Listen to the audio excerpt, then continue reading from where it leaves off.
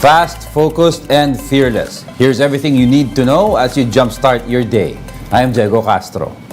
Due to bad weather, respondents are struggling to bring down from Mount Mayon the bodies of the Cessna plane crash victims in Albay. The details in this report. Despite the bad weather conditions and the slippery terrain of the slope of Mount Mayon, responders were still able to retrieve the bodies of the 4 casualties from the crashed Cessna plane. This was confirmed by Kamalig Albay Mayor Caloy Baldo. Nasa body bag na po yung mga 4 na sakay ng eroplano. Going po sila pabalik na po sila dito sa atin, pababa. Actually, mga 2 p.m. More or less, 2 p.m. to 2:30. Pero, ang kuha natin doon, totally naglagay ng roofs. Yun ang kuha din doon. Siguro, ilan lang, pero nakuha yung body na napuntahan talaga nila. On Sunday, mountaineers assisted in making an anchor system for rope management to relay and bring down the bodies. One of these mountaineers were George De Mesa.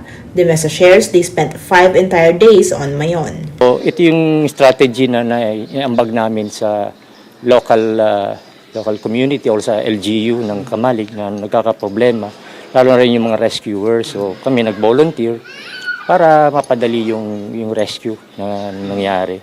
George even showed our team how the anchor system works. Tapos binutas mo na siya, lalagay mo na tong hanger. Lagay mo sa rito, for example, nag-expand na siya, lalagay mo tong nut. So, ganyan, for example, nakagyan na siya, ganyan. So, higpitan mo siya ng wrench. Tapos lagay mo na ngayon yung karab, na locking palagi kasi mas matibay. Hindi siya magbubukas ba. So, lagay mo yung lubid. So, kung maglo-lower ko ng victim, ginawa namin sa Mayon, lower namin, ginamit namin to. So, yun ang naging malaking tulong. Kasi kung naghahanap ka lang ng natural anchor, mahirap sa Mayon. Ganun ka-steep, 60 degrees ang inclination eh.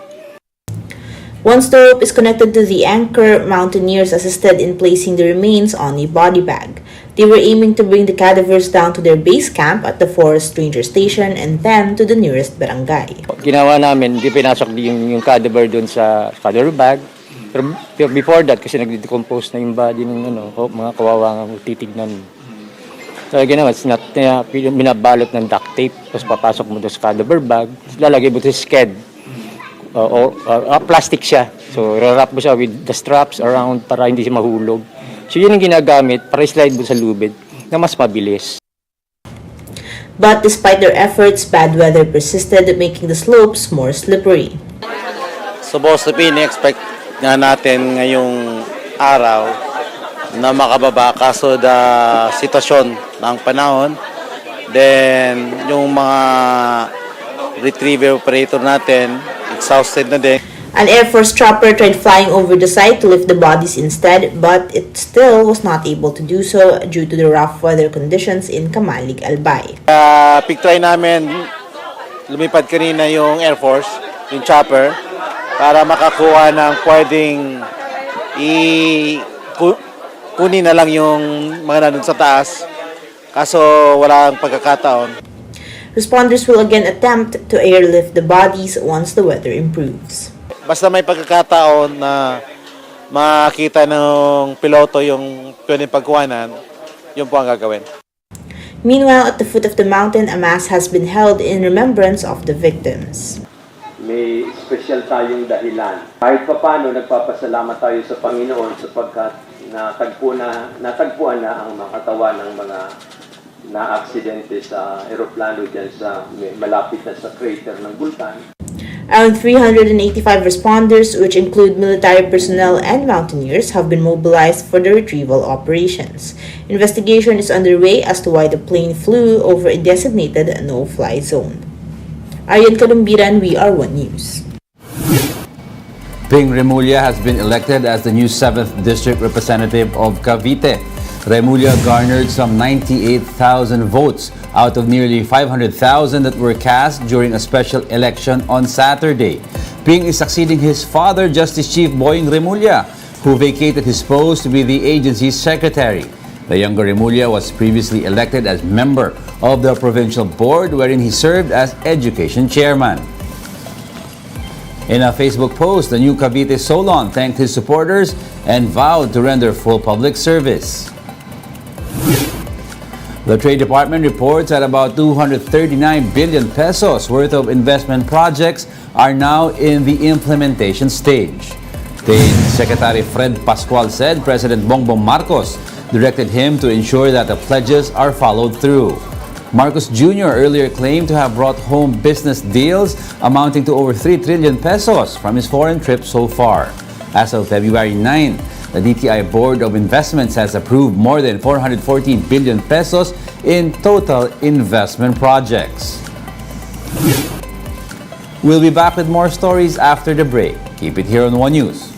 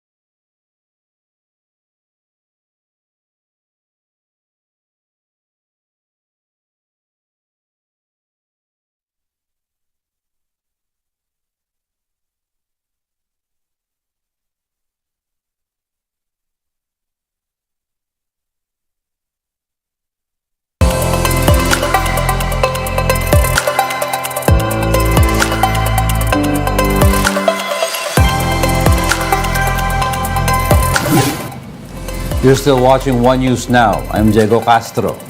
Several progressive groups trooped to Quezon City on Saturday to commemorate the 37th anniversary of EDSA Revolution. Justin Punsalang with the report. A short program at the People Power Monument in Quezon City marked the 37th anniversary of EDSA Revolution. It was led by the National Historical Commission of the Philippines together with the QCLGU and Armed Forces. Several groups like Spirit of EDSA Foundation, August 21 Movement, and Gino Rosas Foundation also took part. Sister Mary John Manansan, one of the nuns who stood by the People's Revolt in 1986, was present in the activity. Wreaths were laid at the foot of the monument followed by the traditional 21-gun salute.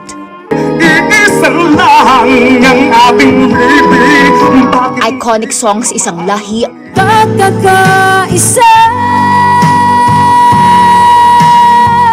Magkaisa and Handog ng Pilipino sa Mundo were sung while doves were released. Historian Xiao Chua said, the People Power Revolution is a reminder of the power that the Filipino people hold. Yung pagsasama-sama natin bilang mamamayan, pwede natin gamitin sa ibang paraan, sa pagboto sa eleksyon, sa pagpapalaganap ng tamang pamumuno, di ba? Sa volunteerismo na ginagawa natin sa araw-araw at sa patuloy na pakikibaka para mas maituwid ang ating lipunan tungo sa kaginhawaan. Prior to the activity, the Bukluran ng Manggagawang Pilipino led by Calyori de Guzman held a short protest. While the EDSA Revolution managed to oust a dictator, de Guzman said he believes that it has failed the Filipino people. Walang napakinabang ang masang Pilipino. Nagpatuloy lamang ang pandarahas, pang-aapi at pagpapahirap sa ating bayan. President Bongbong Marcos joined the nation in remembering the uprising that toppled his father's regime. In a statement, Marcos Jr. looked back on what he calls a time in the Philippine history that divided the Filipinos. The president added that he is offering a hand of reconciliation to those with different political dispositions. For News 5, Justine Punsalang, we are One News. More than 20 floats adorned with flowers paraded the streets of Baguio City as part of the Panagbanga Festival. Among the most applauded floats took inspiration from anime, Greek mythology, African safari, and Enchanted Garden. Different types of colorful roses, carnations, orchids, and chrysanthemums were also used to create the floats. Several celebrities were also present in the grand parade, including Lobby Po, as well as Benji and Andre Paras. Over 1.5 million revelers were expected to celebrate the return of Panagbanga Festival after years of COVID-19 restrictions. And that's it for this hour. Join us again at 7:45 a.m. as we continue to monitor the day's biggest stories. You can also catch One News on Signal Play. Register an account now at signalplay.com so you can stream One News live anytime, anywhere. I'm Diego Castro. We are One News, all sides, all the time.